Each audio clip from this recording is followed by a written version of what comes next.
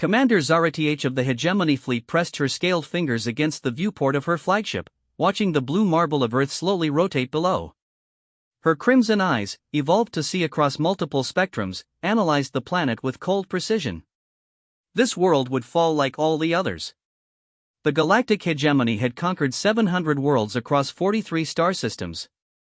Their method was always the same: psychological dominance first, then subjugation. Every species had a breaking point, a moment when their leaders would surrender rather than watch their people suffer.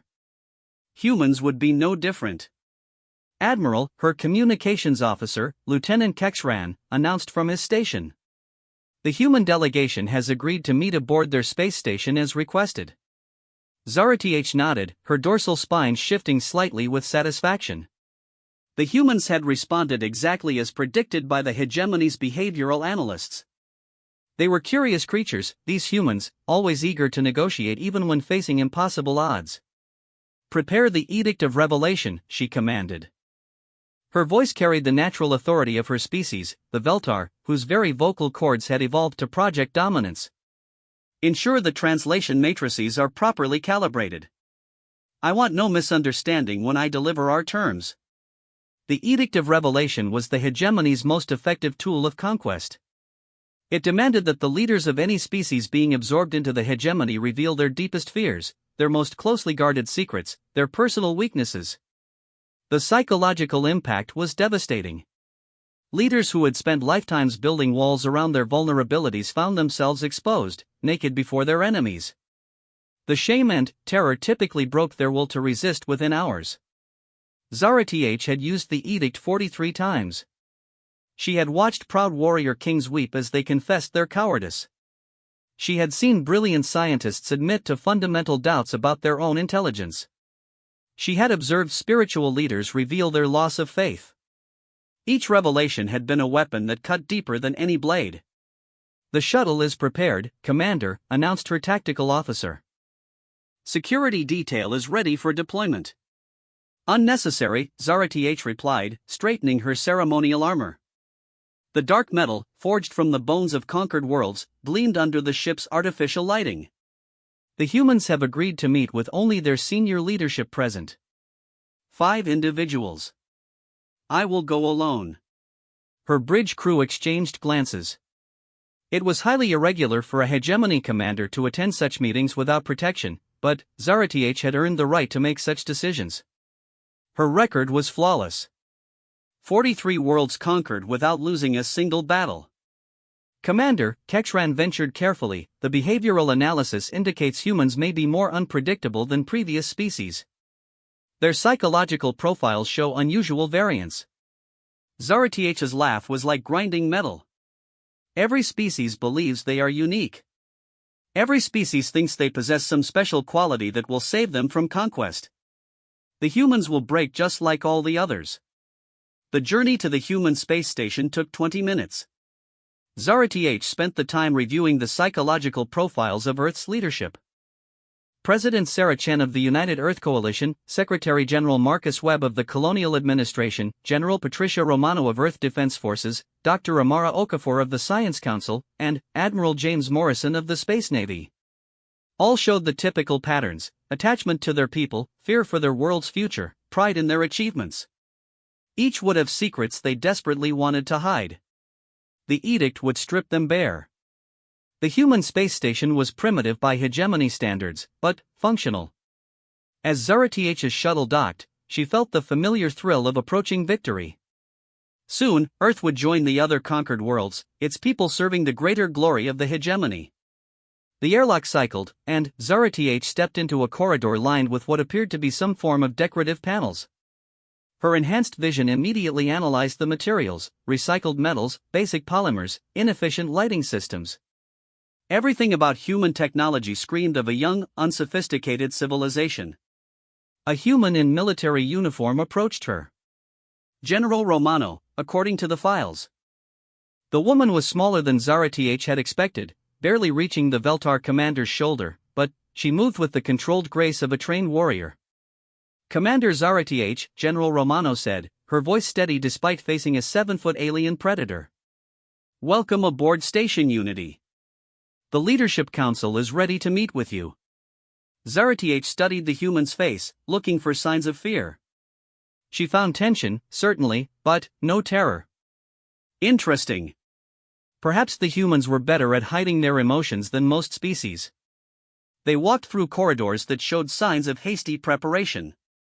Zarath could see where decorative elements had been recently installed, presumably to make the station seem more impressive.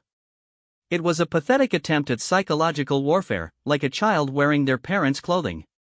The meeting chamber was a simple rectangular room with a large table surrounded by chairs. For other humans sat waiting, their expressions carefully controlled. Zarath took a moment to match faces with files. President Chen, a woman in her 50s with intelligent eyes and graying hair; Secretary General Webb, an older man whose bearing suggested diplomatic experience; Dr. Okafor, a young woman whose dark skin seemed to glow under the room's lighting; and Admiral Morrison, a weathered man with the look of someone who had spent years staring into the void of space. "Please, sit." President Chen gestured to a chair that had obviously been modified to accommodate Zarath's larger frame. Another small courtesy that revealed the human's attention to detail. Zarath remained standing. It was part of the psychological pressure. "I will deliver the message of the hegemony while standing. You will listen." The humans exchanged glances but said nothing. Zarath activated the translation device on her armor and began the ritual that had broken 43 worlds. "I am Commander Zarath of the Veltar, speaking for the galactic hegemony. Your species has been selected for integration into our Confederation of Worlds. This is not a negotiation. This is an inevitable outcome." She paused, watching their faces. Still no sign of the terror that usually appeared by this point. The humans were either very good actors or genuinely different from other species. However, Zarath continued, the hegemony recognizes that transition periods can be difficult. To ease this process, we offer you the opportunity to surrender with dignity. Your people will be granted basic rights as citizens of the hegemony. Your planet will be preserved. Your culture will be tolerated. President Chen leaned forward slightly. "And if we refuse?" "Refusal is not an option," Zarath replied. "Your military strength is insignificant compared to ours. Your technology is primitive. Your defenses are inadequate. Resistance would result in unnecessary suffering for your people." Admiral Morrison spoke up. "We've analyzed your ships. They're impressive, certainly, but not invincible. We might surprise you." Zarath's dorsal spines rippled with amusement. Every species says the same thing. Every species believes they have some hidden advantage. Every species discovers they are wrong. Then, why meet with us at all? Dr. Okafor asked. "If victory is inevitable, why not simply attack?" "An excellent question," Zarath said. "The answer lies in efficiency. The hegemony has learned that psychological victory is more complete than military victory.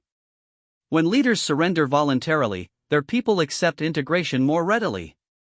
She reached into her armor and withdrew a small device, placing it on the table. The device projected a holographic display showing the Edict of Revelation in multiple languages, including English.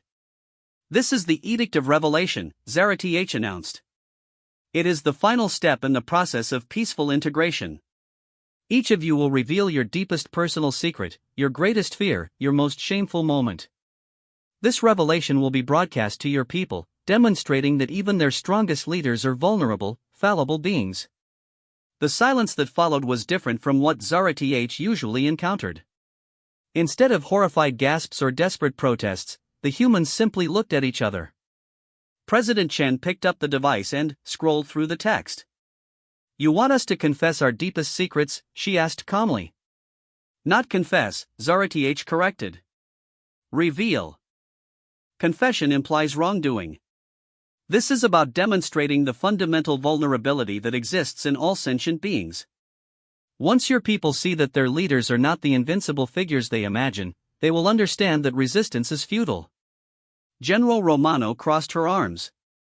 "And you believe this will break our people's will to fight?" "It has worked on 43 worlds," Zarath said. The psychological impact is devastating. Leaders who have spent lifetimes projecting strength are revealed as fragile beings with doubts, fears, and weaknesses. The symbolic death of invincibility leads inevitably to surrender. Secretary General Webb cleared his throat. May I ask about your own revelations, Commander? Have you undergone this process yourself? The question was so unexpected that Zarath's dorsal spines went rigid. In all her conquests, no leader had ever asked about her own experiences with the Edict. They were always too focused on their own impending humiliation to consider the psychological state of their conqueror. I am not the one being conquered, Zarath replied after a moment. The edict applies to those joining the hegemony, not those who serve it. I see, Webb said thoughtfully. So you demand vulnerability from others while maintaining your own armor of invincibility. Something in his tone irritated Zarath. There was no fear in it, no respect for her obvious superiority. If anything, the humans sounded almost disappointed. The strong do not reveal weakness to the weak, Zarath said firmly. That is the natural order. Dr. Okafor leaned back in her chair, studying Zarath with the intensity of a scientist examining an interesting specimen. In our studies of psychology, we've found that true strength often comes from accepting and acknowledging weakness. The strongest leaders are those who can admit their limitations. Human philosophy is irrelevant, Zarath snapped. You will comply with the edict or watch your world burn. But, even as she spoke, something nagged at her. The humans' reactions were wrong. They should be begging for alternatives, offering tribute, desperately seeking some way to avoid the humiliation of the edict. Instead, they sat calmly discussing philosophy as if they were in no danger at all. President Chen set down the device and looked directly into Zarath's eyes. Commander, before we respond to your demand, may I ask you something personal? You may ask, Zarath said warily. I am not required to answer. When you look at us, President Chen said softly, what do you see? The question was so simple, yet something about it made Zarath hesitate. What did she see when she looked at humans? Weak creatures, obviously. Primitive technology. Insignificant military power. A young species ripe for conquest. But, as she stared into President Chen's steady gaze, Zarath found herself noticing other details. The way the human's eyes held no trace of the terror that usually filled conquered leaders' faces. The calm intelligence in her expression. The sense that this small, fragile creature was seeing something in Zarath that the Veltar commander herself had never recognized. I see a species that will soon join the hegemony, Zarath said, but her voice lacked its usual certainty. President Chen smiled, and, for the first time in Zarath's long career of conquest, a human expression made her feel something she couldn't identify. It wasn't fear or anger or even respect. It was something far more unsettling. It was recognition. As if this fragile human could see past all of Zarath's armor, both physical and psychological, and glimpse something hidden beneath. You have 1 hour to consider the edict, Zarath announced abruptly. When I return, you will give me your answer. She strode from the room before any of the humans could respond, her mind churning with thoughts she couldn't quite organize. Outside in the corridor, she stood alone for the first time in years, wondering why a simple question had shaken her more than any weapon ever fired at her ships. Zarath paced the observation deck of her shuttle, her claws clicking against the metal flooring with each step. Through the viewport, Earth continued its slow rotation, innocent and blue, unaware that its fate hung in the balance. She had given the human leaders an hour to consider the Edict of Revelation, but found herself unable to focus on anything else. Something was wrong. In 43 previous conquests, the pattern had been identical: initial defiance, followed by growing desperation as the reality of their situation became clear, and, finally, acceptance of the edict as the lesser of two evils. The humans had skipped the first two phases entirely. She touched the communication device on her armor. Lieutenant Kexran, report on fleet readiness. All ships maintaining position, Commander, came the immediate reply. Weapons systems charged and targeting solutions updated. Shall I begin bombardment preparations? Negative, Zarath said quickly. Maintain current status only. The truth was, she didn't want to destroy Earth. Not yet. The hegemony preferred integration to annihilation because conquered populations were useful. Dead worlds provided nothing but cautionary tales. But, beyond practical considerations, something about these humans intrigued her in a way that made her want to understand them before deciding their fate. That realization disturbed her more than any military threat could have. Her communicator chimed. "Commander, incoming message from the human station." "Route it through," Zara Th ordered. President Chen's voice came through clearly. "Commander Zara Th, we've reached our decision regarding the edict. We're ready to meet with you again." "I will return immediately," Zara Th replied. The return journey to Station Unity felt longer than the first trip. Zara Th found herself wondering what decision the humans had reached. Would they submit to the edict like all the others? Would they choose hopeless military resistance? Or would they surprise her again with some response she hadn't anticipated? When she arrived at the meeting chamber, she found the 5 human leaders arranged exactly as before. But something in the atmosphere had changed. The tension was still there, but it felt different now. More focused. More purposeful. "We have considered your edict," President Chen said as Zara Th took her position at the head of the table. "We have a response." "Speak," Zara Th commanded. President Chen stood. "We accept the Edict of Revelation." Zara Th felt a mixture of satisfaction and unexpected disappointment. "You will reveal your deepest secrets as demanded?" "We will," Chen confirmed. "But we have a condition." "You are not in a position to make conditions," Zara Th said, though without her usual venom. "The edict is not a negotiation."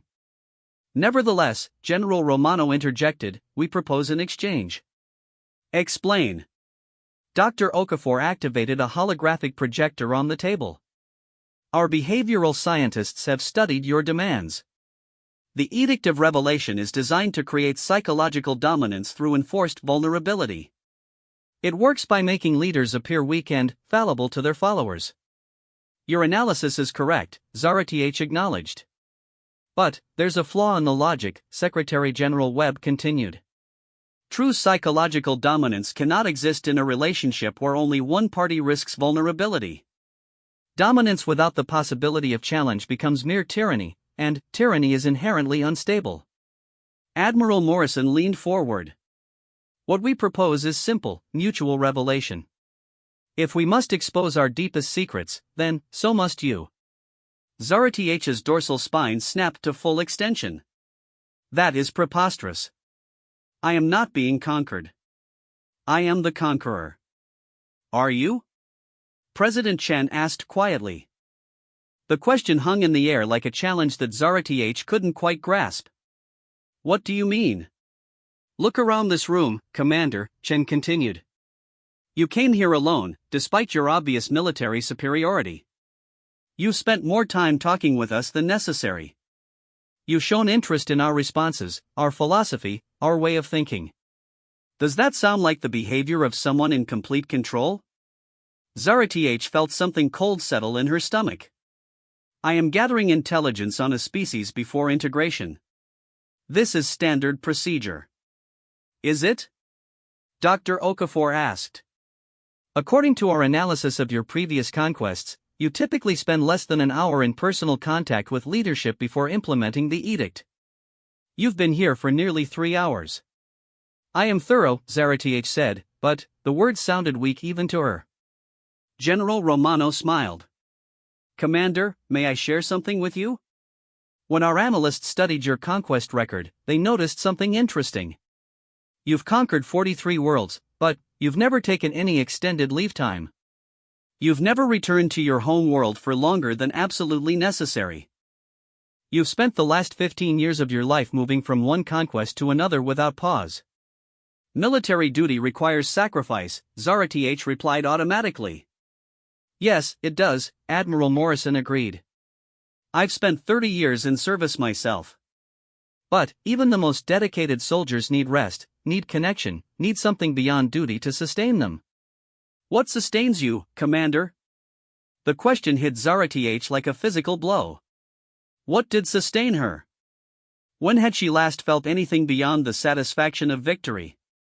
When had she last looked forward to anything other than the next conquest? My purpose is to serve the hegemony, she said, but her voice lacked conviction.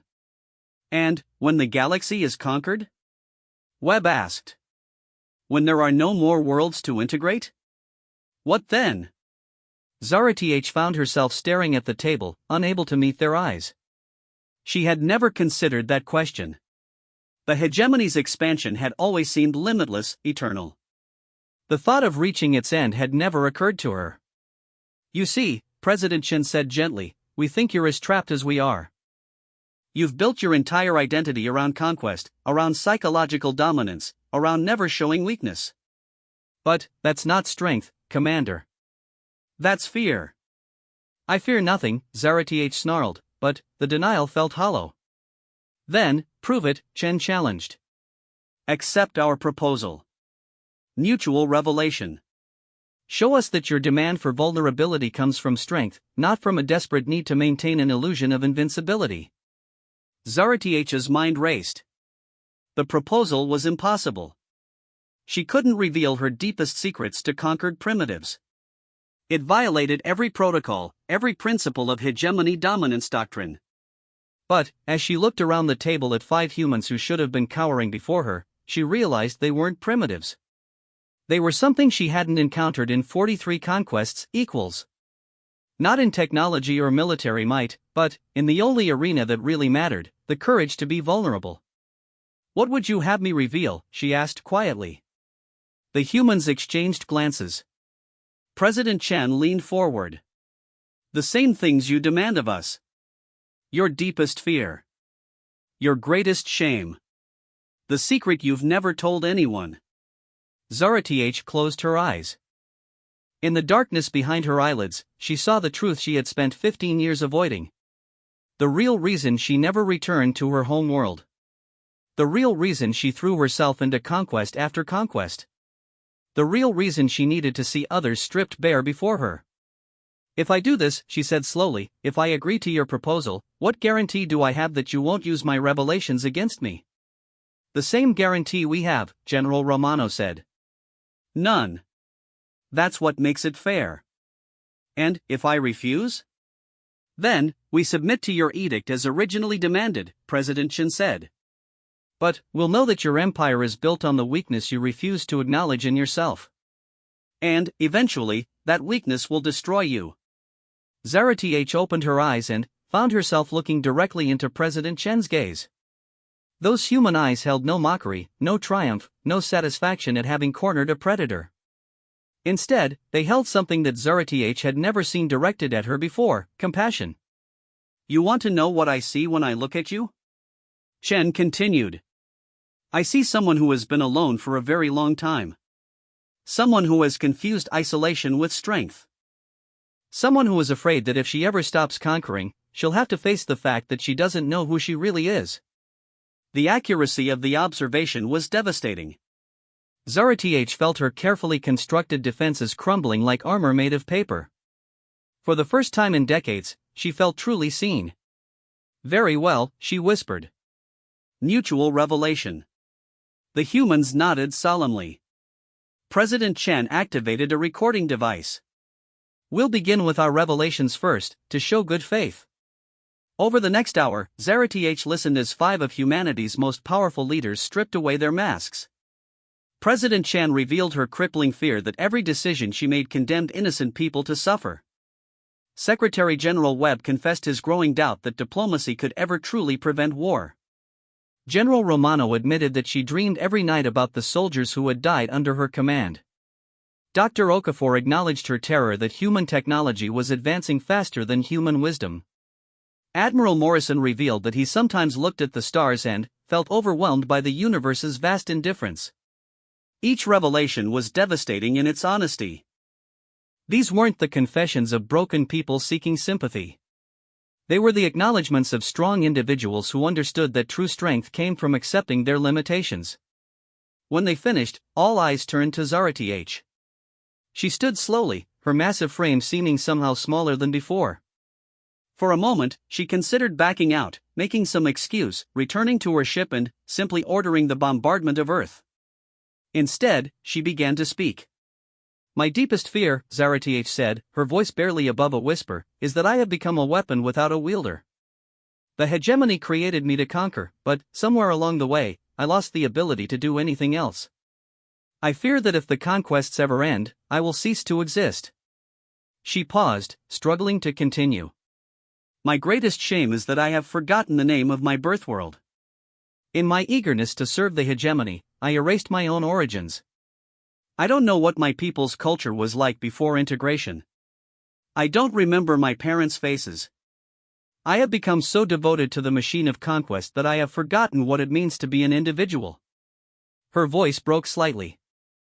And, the secret I have never told anyone is that sometimes, in the quiet moments between battles, I wonder if the species I conquer might be happier than I am. They have homes to fight for, families to protect, cultures to preserve. I have only the next victory, and the one after that, stretching into infinity. When she finished, the chamber was silent except for the soft hum of the station's life support systems. Zarath felt simultaneously emptied and filled, terrified and liberated. President Chen spoke first. Thank you, Commander. That took tremendous courage. It took desperation, Zarath corrected. I think I've been desperate for a very long time without realizing it. What happens now? Admiral Morrison asked. Zarath looked around the table at 5 humans who had done something no other species had ever managed. They had made her feel understood. I don't know, she admitted. This was never part of the plan. The silence in the meeting chamber stretched for long minutes. Zarath stood motionless, her revelation hanging in the air like smoke from a funeral pyre. She had expected to feel exposed, vulnerable, diminished. Instead, she felt something she couldn't remember experiencing before: relief. President Chen was the first to move. She stood slowly and walked around the table until she was directly in front of Zarath. The size difference between them was dramatic. The human barely reached the Veltar's chest, but somehow it didn't matter.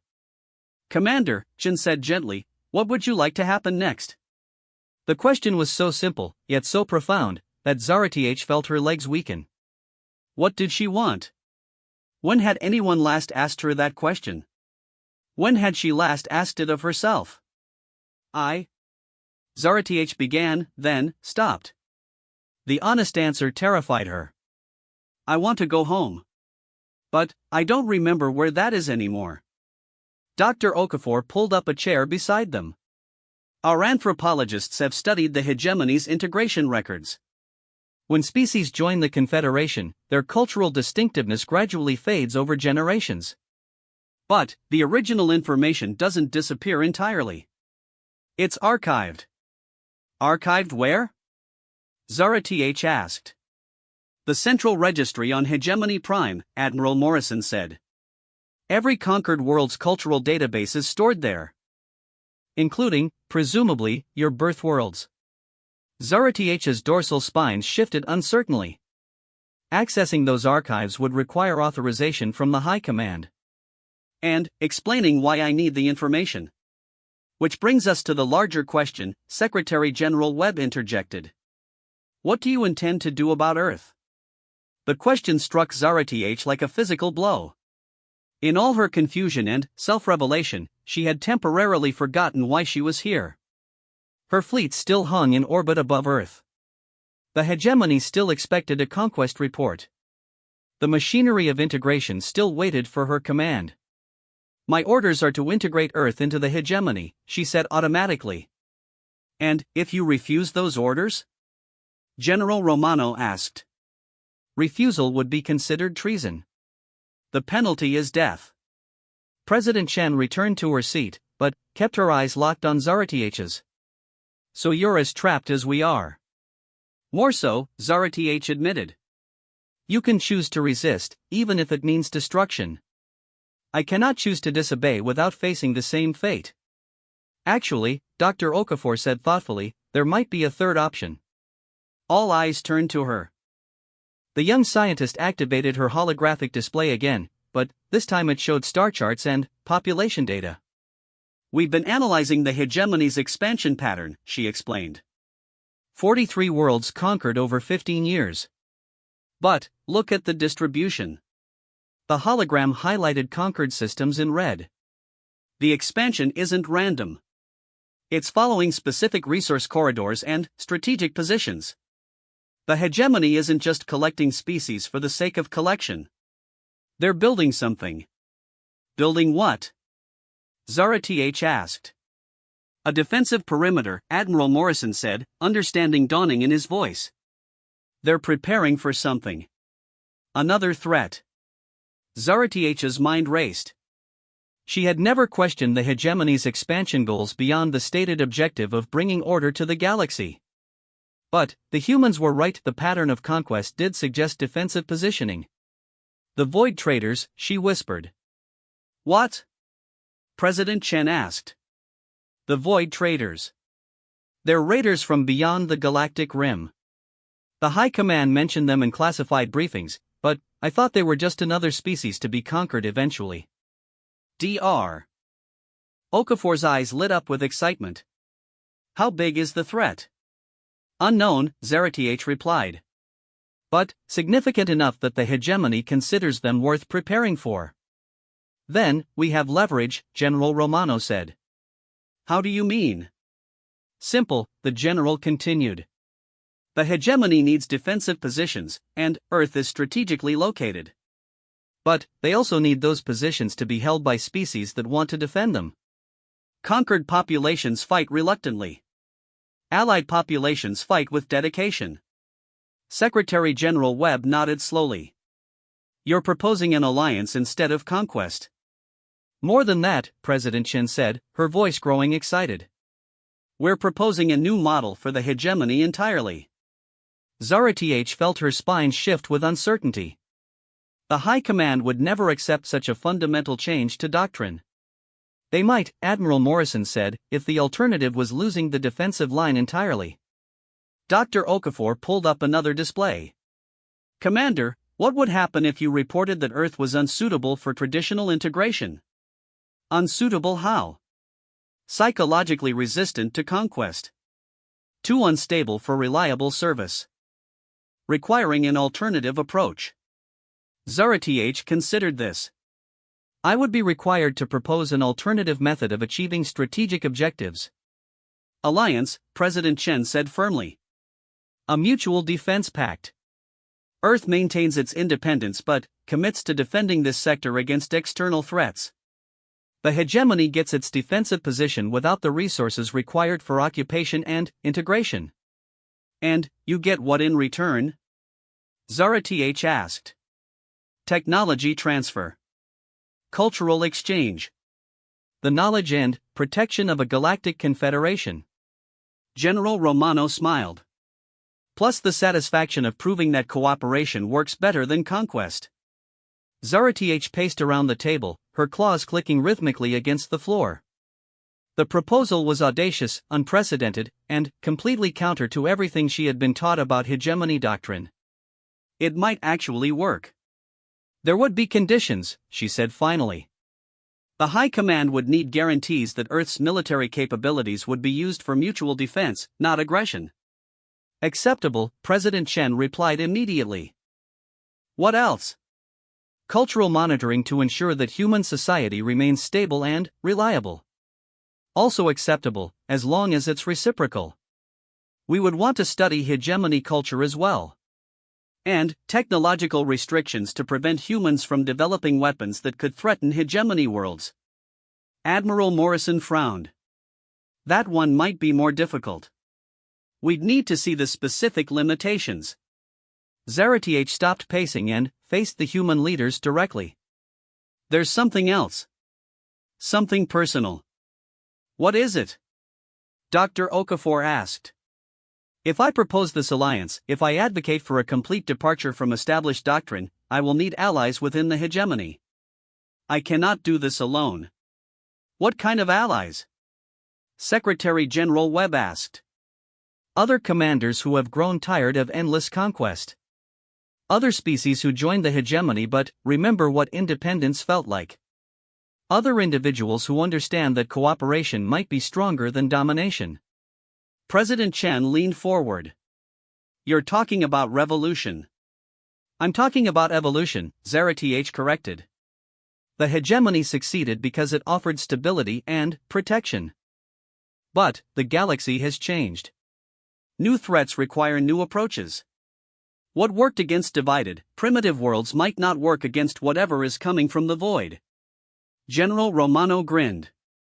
Commander, I think you've been a revolutionary for longer than you realized. You just needed the right cause.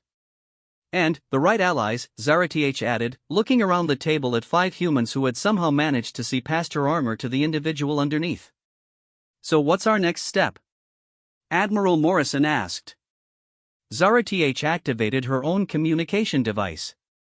Lieutenant Kexran, I need a secure channel to Hegemony Command. Immediately, Commander. While the connection was being established, President Chen stood again. Commander, before you make this call, I want you to know something. What? Regardless of what happens with the hegemony, regardless of whether our alliance proposal succeeds or fails, you have a home here if you want it. Zara-Th felt something twist in her chest. I don't understand. You said you wanted to go home but couldn't remember where that was. Maybe home isn't a place you return to. Maybe it's a place you choose to build. Dr. Okafor nodded. Our philosophers have a saying, home is not where you come from, it's where you belong. And, you believe I could belong here? Zara-Th asked. I believe you already do, President Chen replied. You've shown us more courage in the last few hours than most people show in a lifetime. That's the kind of courage we need in our leaders. Secretary General Webb activated his own recorder.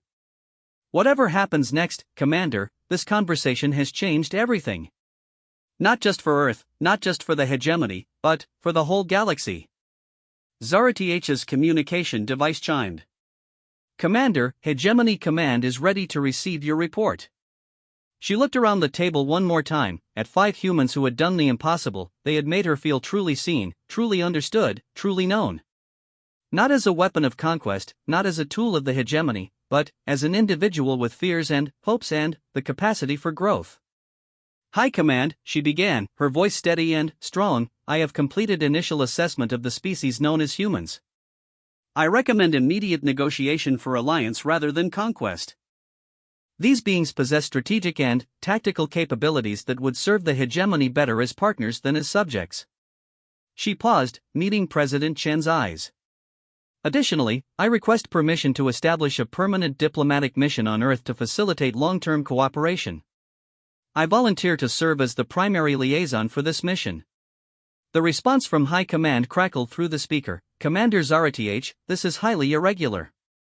Explain your reasoning. Zara-Th smiled, an expression that felt strange but wonderful on her alien features. High Command, the humans have taught me something important. True strength comes not from the ability to conquer others, but from the courage to be vulnerable with them. If we are to face the challenges ahead, we need allies who understand that principle. As she continued her report, outlining the strategic benefits of alliance over conquest, Zara-Th felt a sense of purpose she had never experienced before. For the first time in 15 years, she wasn't just following orders or fulfilling programming. She was choosing her own path. And she was not walking it alone. Outside the viewport of Station Unity, Earth continued its ancient rotation, blue and beautiful and free. Above it, the hegemony fleet maintained its vigil, but now as protectors rather than conquerors. And, in the meeting chamber, 6 beings from 2 different worlds worked together to build something that had never existed before, a future based on mutual respect, shared courage, and the revolutionary idea that true strength came from the willingness to be known. The Edict had demanded revelation. In the end, it had delivered transformation. 3 months later, when the first Void Trader scouts appeared at the edge of the system, they found not a newly conquered world ripe for exploitation, but a unified defense force of humans and hegemony ships working in perfect coordination. The raiders retreated without engaging, carrying word back to the Void that this sector was protected by something they had never encountered before, genuine alliance. Zara-Th, now bearing the title of ambassador rather than commander, watched the enemy scouts flee and felt the deep satisfaction that came from protecting something rather than destroying it. Beside her on the observation deck of Earth's first joint species starship, President Chin smiled. "So," Chin said, "how does it feel to be home?" Zara Th looked out at the stars, then, at her human companion, then, at the mixed crew of humans and aliens working together throughout the ship. "It feels," she said slowly, "like the beginning of everything I never knew I wanted." And, for the first time in her life, Commander Zara Th of the Veltar truly understood what it meant to belong.